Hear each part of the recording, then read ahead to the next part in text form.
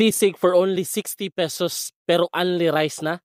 Good morning travelers, welcome to another content. It's another Cogo Night Market finds and sulit na food trip. Kay 60 pesos ragid ni ilang sisig, unlimited rice na ka. Pangitaan lang ni sila sa tunga sa Cogo Night Market ang Larissa Sisig. Ako ipakita sa inyo kung unsa kadagan ang serving sa ilang sisig na 60 pesos. Inadto siya kadagan. So, makadoble or triple rice pag ka kung mutipid ka o kaon sa ilang sisig. If timpla tong basihan, regular sisig lang gid siya, goods na and okay na timpla.